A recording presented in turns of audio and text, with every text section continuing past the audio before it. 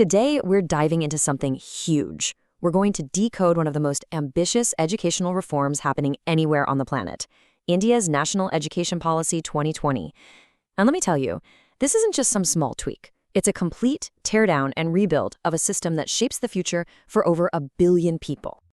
To really get how big a deal this is, think about this for a second. The last time the policy got a major overhaul was way back in 1986. I mean, that's a world before the internet was in our homes, before smartphones, before the global economy as we know it today. For more than 30 years, the very blueprint for learning just stood still while the entire world outside the classroom was completely transformed. So, what's the new goal? Well, it's massive, and it's crystal clear. To turn India into a global knowledge superpower. That is a seriously bold vision, right? And the blueprint for getting there? Well, it starts at the very beginning of a child's life. That's right. The new educational journey now officially kicks off at age 3. For the very first time, what's called early childhood care and education is being brought into the formal system. But why start so young? Well, the science behind this is pretty amazing. A staggering 85% of a child's cumulative brain development happens before they even turn 6. So by focusing on these crucial early years with things like play-based learning, the policy is trying to build a much stronger foundation before a kid even reads their first full sentence.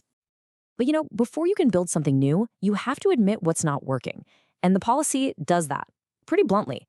The documents actually state that the old system wasn't just outdated, it was creating a learning crisis where kids were physically in school but not really learning the absolute basics.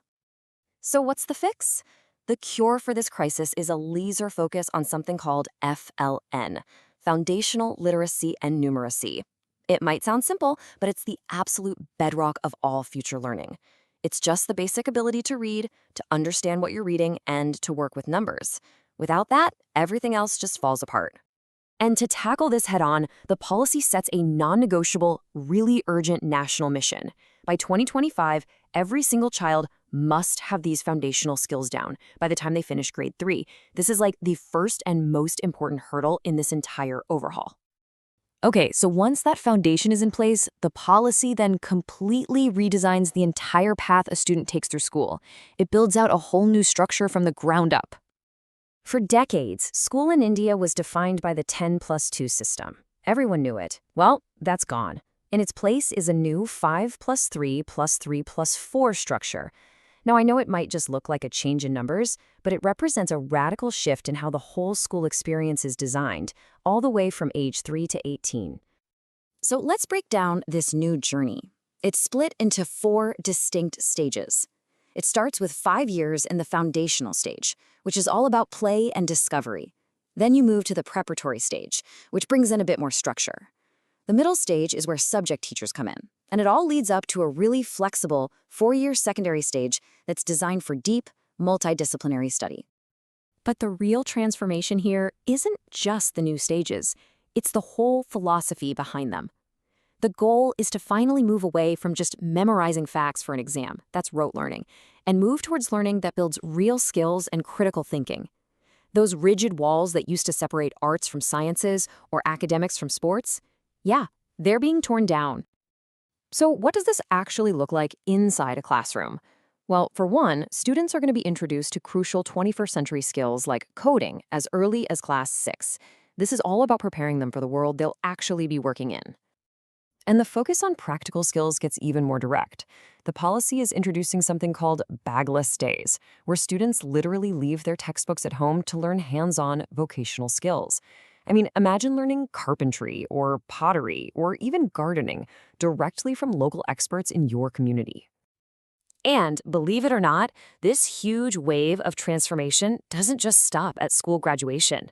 The changes that are being proposed for higher education are, if anything, even more radical. First, let's just talk about the sheer scale of the ambition here.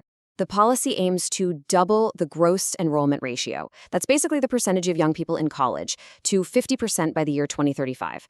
We're talking about getting tens of millions more people into universities. So how are they going to do that? How do you get that many more people into the system? Well, the answer comes down to one word: flexibility. The old, rigid, all-or-nothing degree path is being completely dismantled for a system that can actually adapt to a student's life and their needs. This is all powered by this amazing idea of multiple entry and exit points. So if you finish 1 year of a degree, you don't walk away with nothing. You earn a certificate. 2 years gets you a diploma. 3 years, a bachelor's degree. And if you do the full 4 years, you get a bachelor's with research. The key here? No more wasted years. Every bit of learning counts. Now, the technology that makes all this flexibility possible is called the Academic Bank of Credits, or ABC. You can think of it like a digital vault, where every single credit a student earns is stored safely, ready to be transferred or used later on, even if it's at a totally different university. Honestly, the easiest way to get your head around this is to think of it exactly like your bank account, but for your education. You can deposit credits from different courses and different schools, and then you can withdraw them later to piece together your final degree. It puts you, the student, in complete control of your own educational path. Okay, so with all of these massive changes happening at every single level, what's the long-term game plan? Where is all of this supposed to be heading? Well, the policy is driven by really concrete, time-bound targets. The goal is to give at least half of all students practical vocational skills by 2025, and to make sure every single child in the country is enrolled in school by 2030. Of course, a plan this huge needs some serious fuel, and that fuel is money. The policy calls for public investment in education to be raised to 6% of India's GDP. Now, that number is widely seen as the global benchmark for what it takes to have a high-quality education system. And let's be clear, this is not an overnight fix. It's a very carefully phased, 2-decade-long transformation. The rollout has already started, and there are clear milestones for foundational learning, for school enrollment, and for higher education, all lining the path to full implementation by the year 2040. So, at the end of the day, what we have here is a breathtakingly comprehensive blueprint. It's designed to create a whole new generation of thinkers and creators and leaders. The vision is clear, the plan is in motion, but the big question that remains is all about execution. Can this incredibly ambitious plan truly transform India into the knowledge superpower it wants to be? I guess only time will tell.